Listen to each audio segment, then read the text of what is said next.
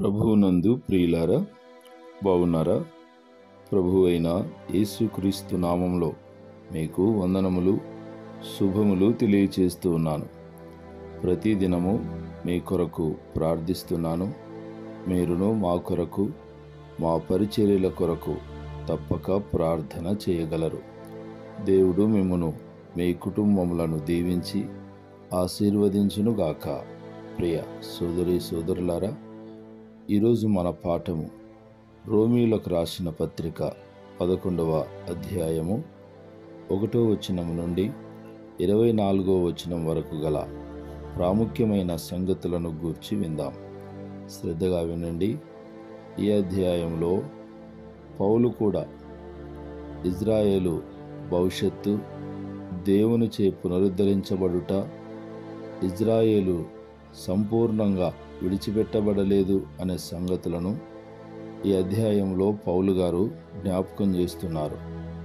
పౌలు యొక్క ప్రతివాది, అలాగైతే దేవుడు ఇజ్రాయేలీలను పూర్తిగా విడిచిపెట్టాడా?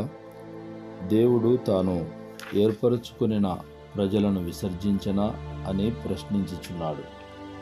దానికి పౌలు యొక్క జవాబు, ఇజ్రాయేలును దేవుడు సంపూర్ణంగా విసర్జించలేదు. ఆయన కొరకు శేషము మిగిలి ఉన్నది. అది దేవుని కృప వలననే మిగిలి ఉన్నది. కానీ ధర్మశాస్త్ర క్రియల మూలమున అది కాదని తెలియజేస్తూ ఉన్నాడు. అనేక ప్రవచన వాక్య భాగములను క్రోడీకరించి వాదించుచున్నాడు. ఇజ్రాయేలీయులు పూర్తిగా విడిచిపెట్టబడడం పౌలుకు కూడా సహించలేని విషయమే. ఎందుకనగా అతడును యూదుడే. దేవుడు తన కొరకు యూదులలో శేషము కలిగి ఉన్నాడని తెలుపుటకు పౌలు ఏలియా కాలము నాటి పరిస్థితిని జ్ఞాపకం చేశాడు. ప్రవక్తలు కూడా యూదులలో విశ్వాసము గలవారు ఎవరూ లేరని తలంచే సందర్భములు కలిగినవి. అయినను దేవుని కొరకు శేషము మిగిలి ఉన్నది. అయితే ప్రియులారా, ఈ లేఖన భాగములలోని బోధలన్నిటిలో శేషము గురించిన ప్రస్తావన కనిపిస్తూ ఉంది. యెషయా ప్రవచనములలో ఈ భావము స్పష్టంగా తెలుపబడింది. యెషయా గ్రంథం 6వ అధ్యాయము, 7వ అధ్యాయము, 8వ అధ్యాయం 2వ వచనం, 8వ అధ్యాయం 18వ వచనం, 9వ అధ్యాయం 12వ వచనములలో దేవునితో సంబంధం అనున్నది అది వ్యక్తిగతమైనదిగా కనిపిస్తుంది. జాతీయమైనది ప్రధానం కాదు. దేవుడు వ్యక్తుల ప్రతిస్పందనలకు జవాబిస్తాడు. గుంపులు ప్రధానం కాదు. దేశంలో, జనాంగంలో, గుంపులో కొందరైనా దేవుని యందు విశ్వాసం ఉంచిన వారు శేషము తప్పక ఉంటారు. అదే యూదుల విషయంలో పౌలు వాదన గనక ఇజ్రాయేలు జాతి మొత్తమును దేవుడు విసర్జించలేదు. ఆయన కొరకు శేషము అన్ని కాలములలో మిగిలి ఉన్నది. దేవునికి అవిధేయులైన ఇజ్రాయేలీలను గురించి పౌలు కఠినమైన విషయాలను బయలుపరిచాడు. వారికి నిద్రమత్తు గల మనసును, చూడలేని కన్నులను, వినలేని చెవులను ఇచ్చెను అనే పాత నిబంధన లేఖనములను ప్రస్తావించాడు. వారి భోజనము వారికి ఉరిగాను, బోనుగాను, ఆటంకముగాను ఉండునుగాక అని కీర్తన 69, 22, 23 వచనములను ఆయన ఎత్తి ప్రస్తావిస్తున్నాడు. అనగా ఇజ్రాయేలీయులు భోజనపు విందులతో నిశ్చింతగా ఉంటున్నారు, కానీ అది వారికి వినాశనకరమగును. దేవుని యందు నమ్మిక ఉంచక తమ విందులు, వినోదాలతో సరిపుచ్చు వారికి నిజమైన భద్రత ఉండదు. తమకు ఏమీ పర్వాలేదు, మా దేశమునకు భద్రత ఉంది అని దేవుణ్ణి మరచి విందులతో సరిపుచ్చు వారి పైకి శత్రువులు వస్తారు. అప్పుడు వారి విందు భోజనమే వారికి ఉరి కాగలదు, మరణమునకు దారి తీయును. ప్రియ సోదరి సోదరులారా, ఇజ్రాయేలీయుల తృణీకారంలోని ఉద్దేశము అన్యజనుల రక్షణార్థమే అని పౌలు ధృవపరచుచున్నాడు. దేవుని కృప వలన రక్షణ ప్రణాళికలో ప్రవేశించిన అన్యజనులు అవిధేయులైతే ఇజ్రాయేలీయుల వలె వారును తృణీకరింపబడుదురని వారిని హెచ్చరించుచున్నాడు.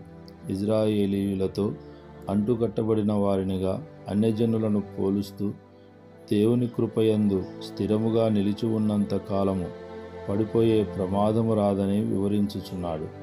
ఇజ్రాయేలీయులకు రోషం పుట్టించుటకు అన్యజనులను పౌలు ప్రశంసించుచున్నాడు. ఇజ్రాయేలీయుల తొట్టుపాటు వలన అన్యజనులకు రక్షణ కలిగినని తలంచుచున్నాడు. ఇజ్రాయేలీయుల అవిధేయతను దేవుడు అన్యజనులకు రక్షణ మార్గముగా తెరిచాడు.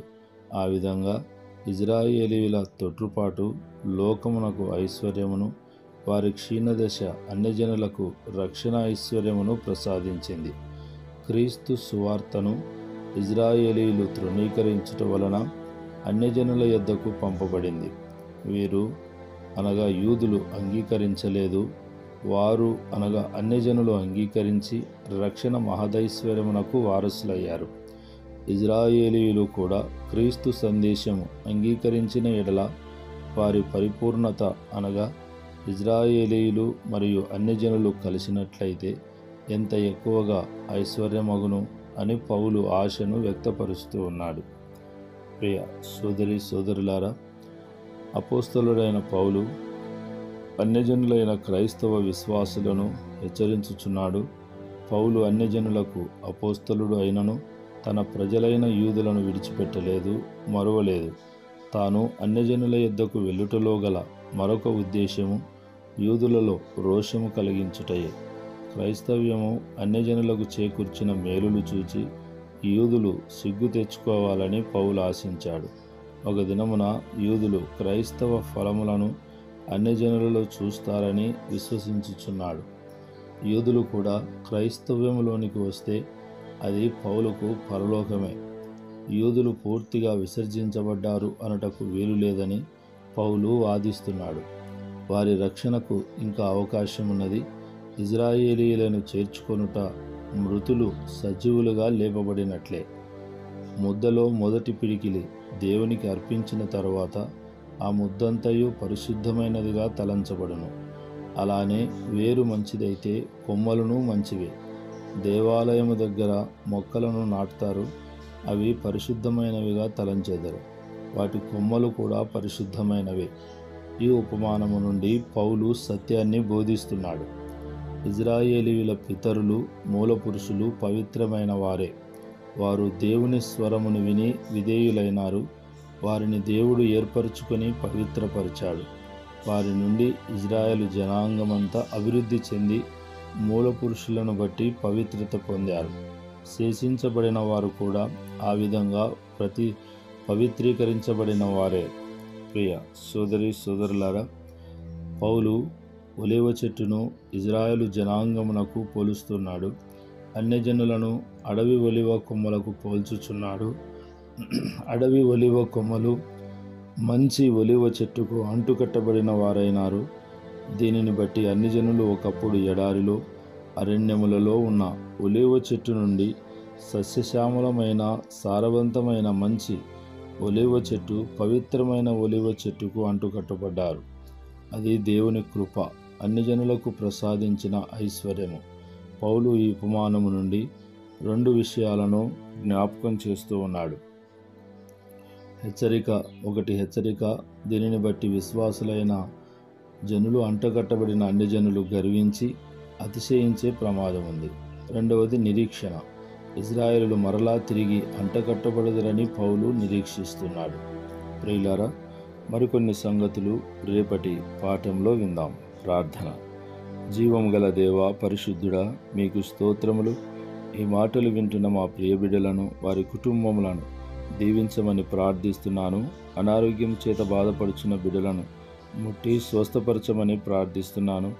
ప్రభువా, వివాహ వయసుకు వచ్చిన యవన బిడ్డలకు త్వరగా వివాహ కార్యములు జరుగుటకు కృపచూపి సహాయము దయచేయమని యేసు నామములో ప్రార్థిస్తున్నాము తండ్రి. ఆమెన్. ఆమెన్. ఆమెన్.